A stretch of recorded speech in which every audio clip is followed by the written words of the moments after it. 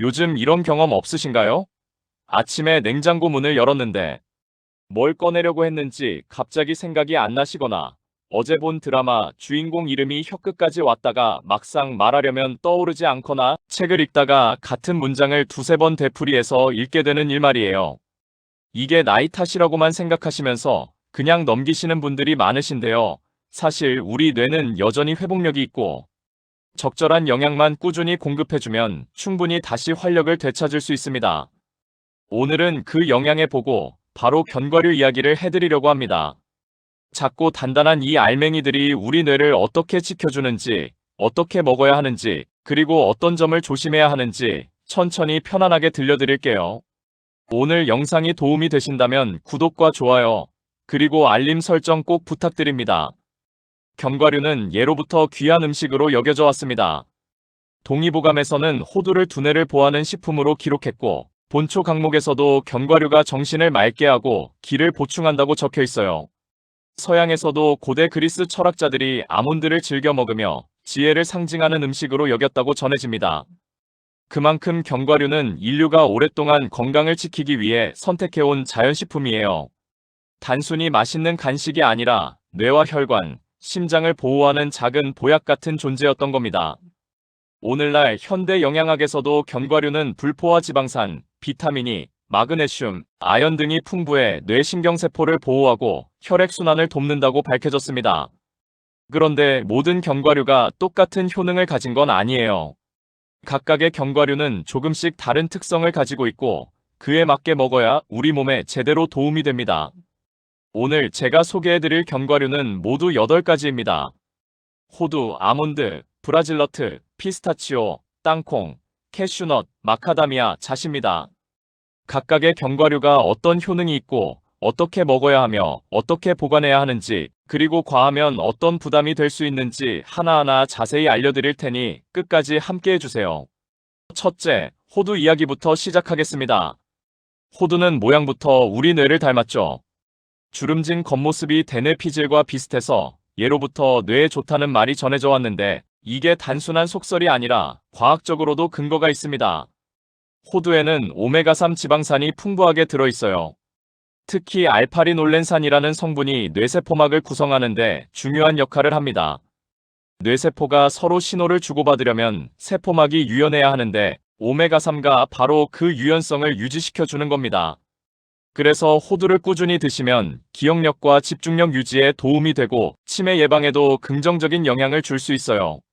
하루 적정량은 손바닥에 가볍게 한 줌, 대략 5알에서 7알 정도가 좋습니다. 아침 식사 후나 오후 간식으로 드시면 뇌 활동이 활발한 시간대에 영양을 공급할 수 있어요. 호두는 지방 함량이 높기 때문에 공기와 닿으면 쉽게 산패됩니다. 그래서 밀폐용기에 담아 냉장 보관하시는 게 가장 좋아요. 상온에 오래 두면 특유의 고소한 맛이 사라지고 쓴맛이 나기 시작하는데 그건 기름이 상했다는 신호니까 드시지 마시고 버리셔야 합니다. 호두가 몸에 좋다고 해서 한 번에 많이 드시면 소화 부담이 될 수 있어요. 특히 장이 예민하신 분들은 설사를 할 수 있으니 조금씩 나눠 드시는 게 좋습니다. 둘째, 아몬드입니다. 아몬드는 비타민 E의 보고라고 불릴 만큼 항산화 성분이 풍부해요. 비타민 E는 우리 몸속 활성산소를 제거해 세포 노화를 늦추고 특히 뇌세포를 산화 스트레스로부터 보호하는 역할을 합니다. 나이가 들수록 뇌에는 염증 반응이 쌓이기 쉬운데 아몬드의 비타민 E가 이런 염증을 완화하는 데 도움을 줍니다. 또 아몬드에는 마그네슘도 풍부해서 신경 전달을 안정시키고 스트레스를 줄이는 데도 좋아요. 하루 10알에서 15알 정도가 적당하고 껍질째 드시는 게 영양학적으로 더 좋습니다. 껍질에 폴리페놀 성분이 많이 들어있거든요. 아몬드도 호두처럼 밀폐해서 보관하셔야 하는데 특히 습기에 약하니까 실리카겔 같은 제습제를 함께 넣어두시면 더 오래 신선하게 유지할 수 있어요. 아몬드는 섬유질이 많아서 과하게 드시면 속이 더부룩하거나 가스가 찰 수 있습니다. 그리고 열량도 적지 않기 때문에 체중 관리 중이신 분들은 하루 권장량을 지키시는 게 중요해요.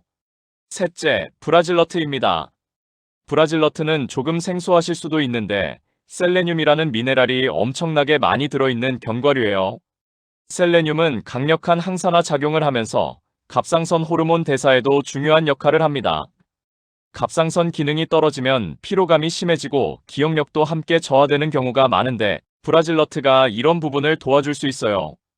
특히 면역력을 높이는 데도 효과적이어서 환절기나 겨울철에 자주 감기에 걸리시는 분들에게 좋습니다. 그런데 브라질너트는 하루에 한두 알이면 충분합니다. 셀레늄이 워낙 많이 들어있어서 과다 섭취하면 오히려 생길 수 있거든요. 머리카락이 빠지거나 손톱이 약해지는 증상이 나타날 수 있으니 절대 많이 드시지 마세요. 보관은 다른 견과류와 마찬가지로 밀폐 용기에 담아 냉장고에 두시면 됩니다. 브라질너트는 크기가 크고 기름기가 많아서 상온에 두면 금방 변질되니까 특히 주의하셔야 해요. 넷째, 피스타치오입니다.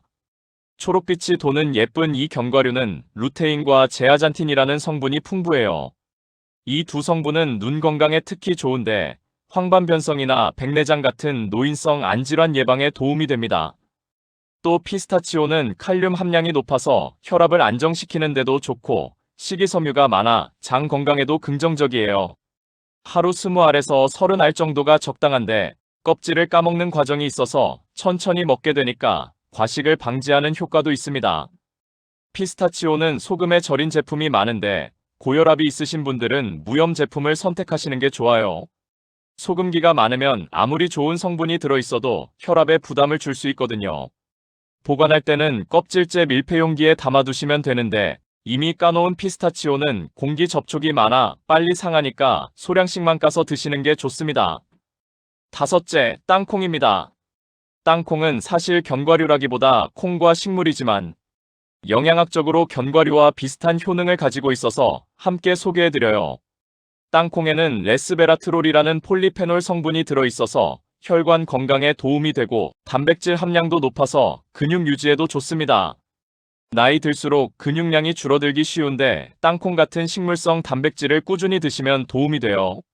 하루 한 줌 정도가 적당하고 볶은 땅콩보다는 생땅콩이나 삶은 땅콩이 영양소 파괴가 적어서 더 좋습니다.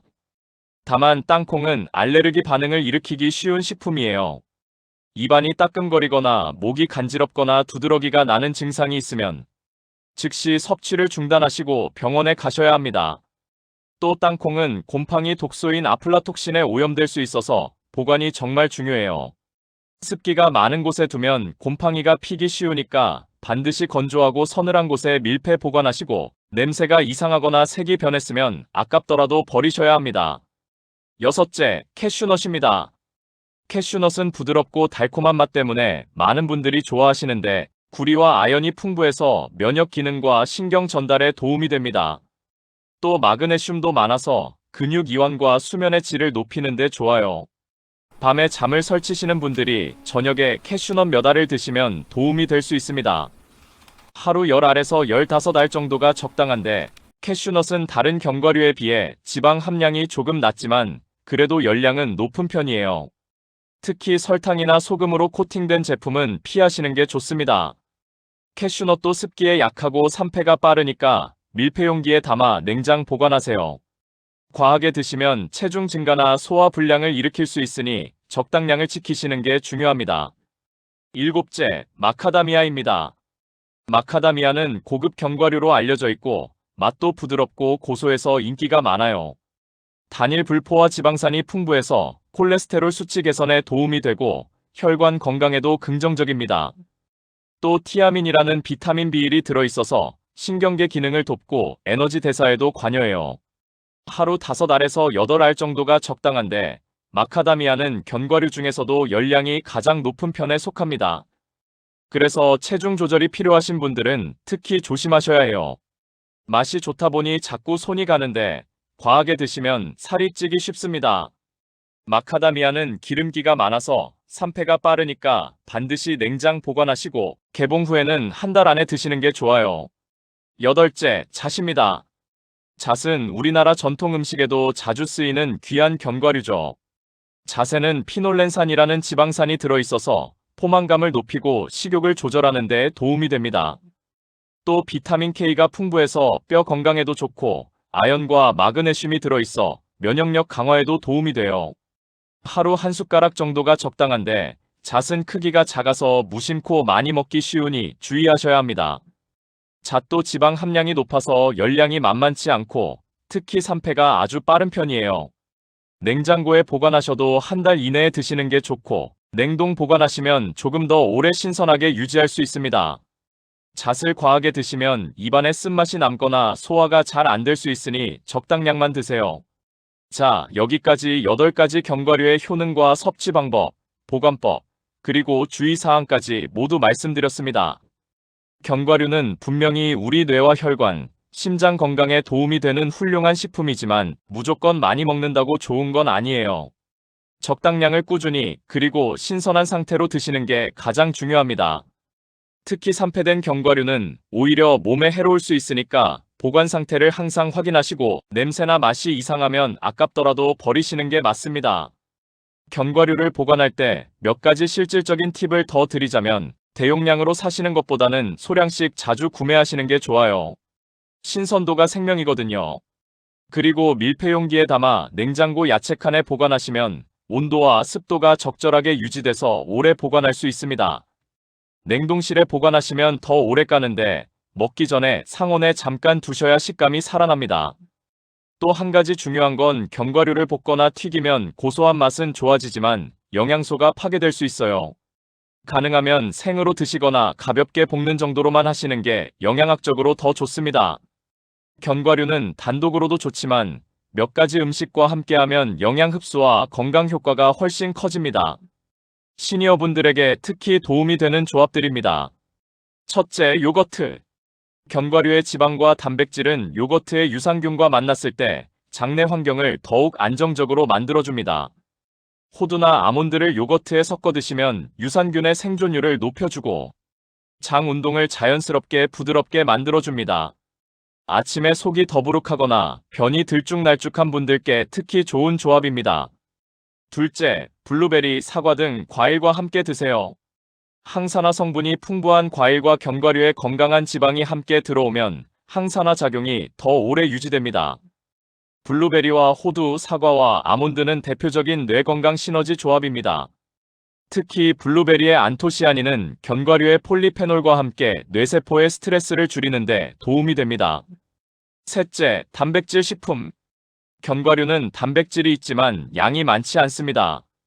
단백질 식품과 함께 드시면 혈당 상승을 더욱 완만하게 만들고 포만감이 오래 유지됩니다.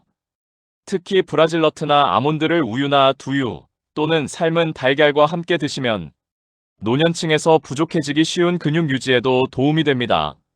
나이가 들면서 몸이 예전 같지 않다고 느끼시는 건 자연스러운 일이에요. 하지만 그걸 그냥 받아들이고 포기할 필요는 없습니다. 하루 한 줌의 견과류, 이 작은 실천이 여러분의 뇌를 지키고 삶의 질을 높여줄 수 있어요.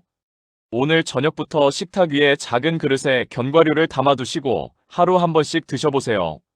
일주일, 한 달, 석 달이 지나면 분명히 달라진 걸 느끼실 겁니다. 기억력이 조금 나아지고 집중력이 높아지고 피로감이 줄어드는 걸 경험하실 수 있을 거예요. 오늘 영상이 도움이 되셨다면 구독과 좋아요, 알림 설정 꼭 부탁드려요. 그리고 주변 소중한 분들께 이 영상을 공유해주세요. 함께 건강해지는 것, 그게 진짜 행복 아니겠습니까? 마지막으로 꼭 말씀드리고 싶은 건 오늘 소개해드린 내용은 일반적인 건강 정보이고 개인의 건강 상태에 따라 다를 수 있다는 점입니다. 특히 만성질환이 있으시거나 약을 복용 중이신 분들, 알레르기가 있으신 분들은 견과류를 드시기 전에 담당 의사나 영양사와 꼭 상담하시기 바랍니다. 신장 질환이 있으신 분들은 특히 칼륨과 인 섭취를 조절해야 하기 때문에 견과류 섭취에 주의가 필요해요. 당뇨가 있으신 분들도 견과류의 열량을 고려해서 전체 식단 안에서 조절하셔야 합니다. 건강은 무엇보다 소중하니까 안전하게 실천하시는 게 가장 중요합니다. 견과류는 작은 음식이지만 시니어의 뇌와 혈관을 지키는데 정말 큰 힘이 됩니다. 무엇을 먹느냐보다 어떻게 먹느냐, 얼마나 먹느냐가 더 중요합니다. 조금만 방식이 달라져도 우리 몸은 훨씬 편안해질 수 있습니다. 영상에서 또 뵙겠습니다. 감사합니다.